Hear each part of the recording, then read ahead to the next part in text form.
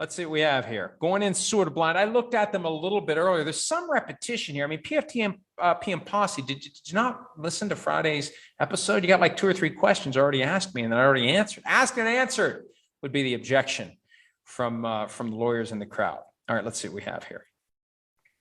Here's one. Why are legal and political documents, which affect so many regular and everyday people in our everyday lives, written in legalese or language that most lawyers, politicians, legal experts, et cetera, can't understand? Look, it just kind of happens that way. You know, there can be an insensitivity to the audience or a failure to properly gauge who the audience should be. But there is a lot of, and I think I try to impress people too. I think that's part of it. If you write it in too simple or common of phrasing, you're going to have people that you look up to or your rivals. You don't want to look stupid or ineffective to them. I think there is a lot of that goes on. It's human nature.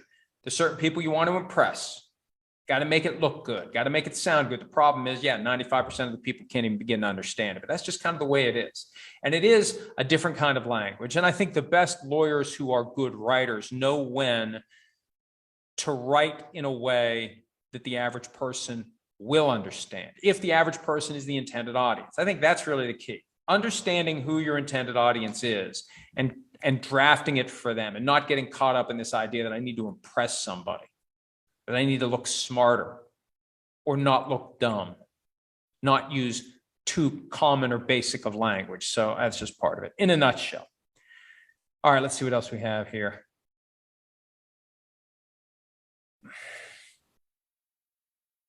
Sean, I think you can't be serious here, Sean Alshire. Do you think the AFC or the NFC might reach out to Alabama and Georgia to expand the conference to 34? I mean, it's funny because there's some truth at the bottom of that.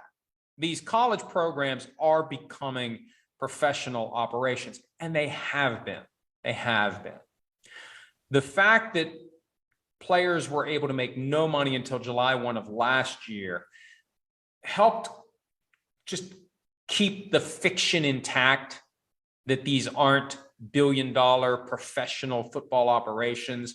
Once the players can get paid, even if it's indirectly, that ripped down the facade, and we all know that these are essentially professional sports operations, and we're seeing what happens. The best teams, the teams that are perceived to be the most successful in this age of the NIL money, where if you play in a bigger market with a bigger alumni base and more money that possibly comes in to help you get better players, that's just going to be the key to having the best teams. And they want the best teams in the best conferences, and ESPN is part of it, and Fox is part of it. Everybody's trying to be kingmaker here as they reshape college football, but I don't think we're going to see Alabama or Georgia become part of the NFL anytime soon. But we're going to see college football look and feel a lot more like the NFL in one very good way. I made this point yesterday. Right now, you got a small handful of teams that are going to compete for the championship every year with some potential for turnover, right? A Georgia pops up and supplants a Clemson. Alabama's just kind of always there. Ohio State's just kind of always there.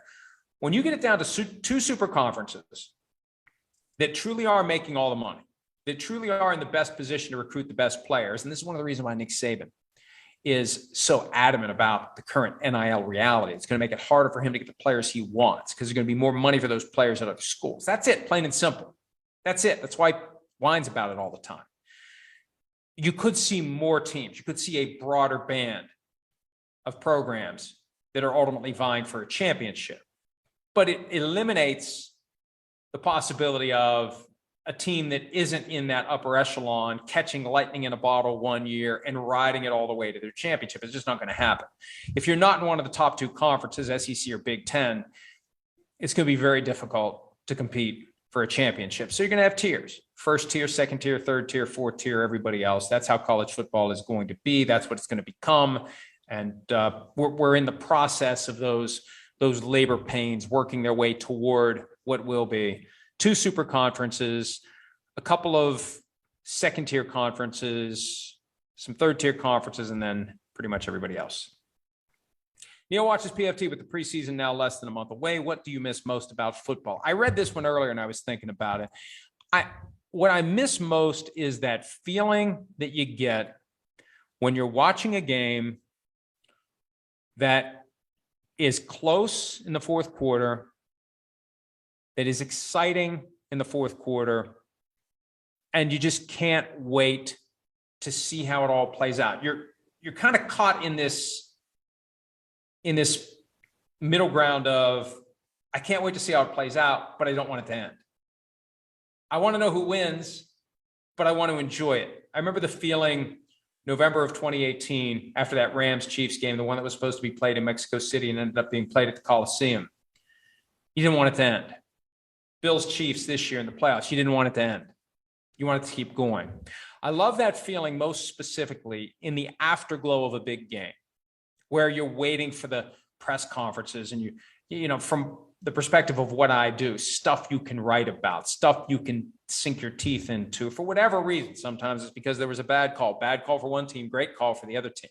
We always lose sight of that. Oh, what a bad call. You think the Rams were saying that in the 2018 NFC Championship game? Gee, that's a shame. Oh, that's a horrible call. Sucks for the Saints, not for us. So I really, from the perspective of what I do, I love those games that primetime that have that afterglow, that make you want to stay up late. And that happens sometimes. Can't fall asleep because that game was so exciting. It ended in such a rewarding way, and you still want more, and you get more from the aftermath. That's what I miss the most about football season, and it will be here, as we always say every year before we know it. Neil watches PFT. If you held the ultimate decision on Deshaun Watson's suspension, how would you find? Well, look, I'm going to punt on this because I'm going to say I would have had to be there for the 3 days of the hearing. I need to know what the facts are. What evidence did the NFL present? Now, I'm told, and we've reported, that there was no evidence of actual violence, threats of violence, physical coercion.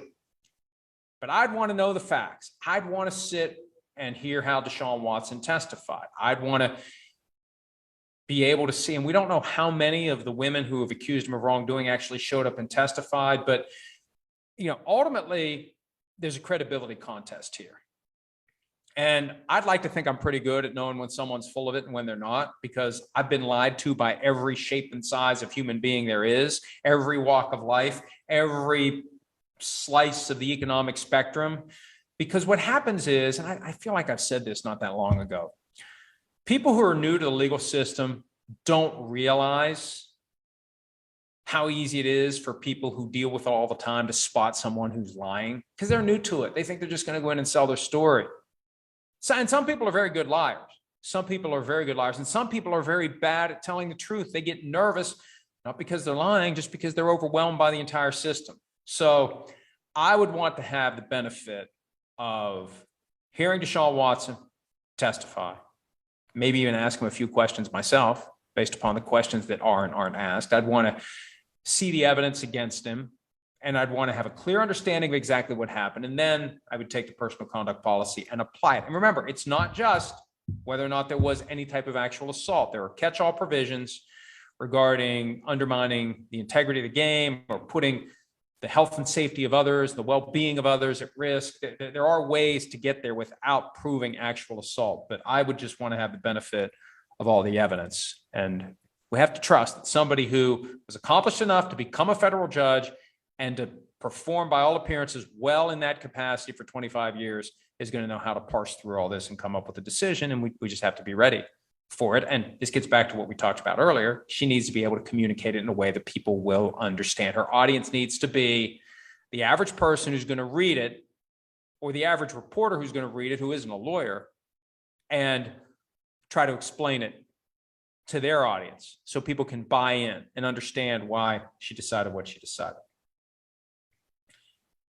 Man bear down, mama bear down is the newest info. The Seahawks have no interest in trading for Baker. Just smokescreen, or do you think they will start the season with Drew Lock and Geno Smith? And look, that's part of this Mayfield issue. I'm not going to go back and recover the old ground, but the Seahawks need to be able to save some face here and not create the impression that they wanted Baker Mayfield and didn't get him, because then that undermines Geno Smith and Drew Lock.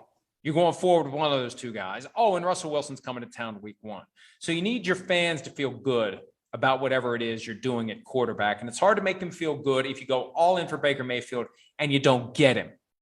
Then the perception is we're settling for second best. That's why if they are in it, but they're doing their damnedest to make it look like they're not in it, that's why they're doing it. They don't want to create an unrealistic expectation for Baker Mayfield, and they don't want to create the impression that they really don't like the guys they have. I think that Pete Carroll likes nothing more than the idea of going forward with Russell Wilson's backup and having the team perform as well without Russell Wilson as it did with him. I think that that is attractive to Pete Carroll because he wants to prove that they were right to move on from him after a couple of years of agitation by Russell Wilson, to be more involved in the offense, to be the centerpiece of the offense. And ultimately, he was going to expect a market value contract, another market value contract within the next year or so from the Seahawks. Recliner QB, dude, I think Recliner QB is the same as PFT and Posse. You just didn't watch Friday's show. Where you been? I think you were out of town. Go back and watch Friday's show. You're asking a bunch of questions I've already answered, but that's fine. I'd rather have repetition than none whatsoever. Picks 204, how long will it take and what has to happen procedurally for the NFL to adopt new technology like USFL, 3D player and ball tracking, et cetera, if you truly want play-by-play betting, these changes need to come sooner rather than later. The key to the play-by-play betting is the technology that allows for no lag between what happens at the stadium and what you see on your phone or on your screen or wherever. And remember, the AAF had that technology where there was an app and you could see the tracking devices that were on the various players move in real time. But I don't think that's quite the same as being able to see the action. That's the key. That's the technology that ultimately matters. These other things are just bells and whistles that maybe make the calls more reliable, and at some point the NFL needs to be concerned about that. But they've been unwilling to spend the money. I've been a big proponent of all the money they're going to make from legalized gambling. They need to peel some of it off and devote it to ensuring that the calls are better, with better officiating, full-time officiating, more creativity in improving the officiating function. That's what the NFL needs to do. Keith Horton, what will it take coming out of the Mary Jo White investigation for Dan Snyder to be removed? If White concludes Dan engaged in wrongful conduct, will he be able to argue it's just one person's opinion and that he has been treated unfairly? This gets back to the whole contest of credibility. He can say, he said, she said. Well, Mary Jo White's job is to determine who's saying the truth. There are ways that you can either corroborate a claim or just do you get the impression the person that you're talking to is telling you the truth, the whole truth, and nothing but the truth, or shading it in some way. And look, I'm a firm believer, and this is my opinion. Mary Jo White keeps getting hired by the NFL to do these investigations because she does what the NFL wants. That's one of the dirty little secrets of these outside firms that provide investigative services, independent investigation. They want to keep getting hired by a cost-insensitive client to do these investigations. It's a great way to make a lot of money for your firm. So you're not going to keep getting hired if you're not giving the client what they want. Mary Jo White keeps giving the NFL what they want, so she keeps getting hired. So my prediction is she'll give the NFL what they want, and they'll do with it what they will. But I continue to believe that the league doesn't want to get caught up in full-blown litigation with Daniel Snyder and doesn't want him to be motivated to air out any and all dirty laundry he may have about his partners, the league office, whoever, whatever he may know, whatever he may have in those documents that the league won't reveal. Maybe John Gruden emails really were a shot across the bow at anyone else out there who may want to mess with Daniel Snyder. Let's see what else we have. Neil watches PFT. Do you think Baker Mayfield will play football this season? I definitely do. Absolutely do. It's just a question of when the transaction happens. Worst case scenario, and I don't think the Browns can make this work, they sit on him for the entirety of the period up until the trade deadline, and then after that, they release him like they did with Odell Beckham Jr. last year. I don't think that happens. I don't think Baker Mayfield goes along with it. Baker Mayfield doesn't just need his $18.8 million this year. He needs a place where he can get properly ensconced and set himself up for his contract next year. Another one from Neil Watches PFT. Any good movies, TV shows you've been watching recently? I have a recommendation beyond season 5 superfan episodes of The Office on Peacock, where you have extended episodes. Most of them are at least a half hour long. It's great. New stuff you've never seen before. If you're a fan of The Office, you'll love it. If you're not a fan of The Office, it's a great way to introduce to the show. But at the risk of alienating the fine folks at Peacock, there's a show that's available on Hulu right now. God's striking me dead. A bolt of lightning from the Comcast building, reaching all the way from Manhattan here to West Virginia. The Old Man with Jeff Bridges. 4 episodes have been out. The last one was not my favorite, and I'm curious as to where it's going to go, but it's been awesome so far. Highly recommend it. Keith the Zed has busted me. No days off for PFT. Where is the July 5 episode? I just didn't do one yesterday because there really wasn't anything to talk about yesterday. I just didn't do it. I didn't feel, and I can't say, oh, I was hungover from the night before. I wasn't. It just wasn't happening yesterday. I don't want to sit here and just prattle on and on, kind of like I am right now, for no real reason. All right, I think that's it. Let's see. Do we have anything else? That's it. Appreciate you, as always. PFT OT signing off for July 6th. Tentatively plan to be back July 7th, but if there really isn't anything happening, I am not going to do it. I appreciate the fact that you want new content, but there's only so much we can talk about until we start getting some news. The good news is, before you know it, training camps will be open, and it will be an avalanche of NFL news and analysis. And again, 18 days from now, PFT, is it 18 or is it 19? It's 19. 19 days from now. Either way, tomorrow it'll be 18. PFT Live will be back. Thanks as always for your support. Check us out at profootballtalk.com, and maybe we'll see you back here again tomorrow. Hi, I'm Mike Tirico, and thanks for watching. Make sure to hit subscribe for the latest news and highlights from NBC Sports.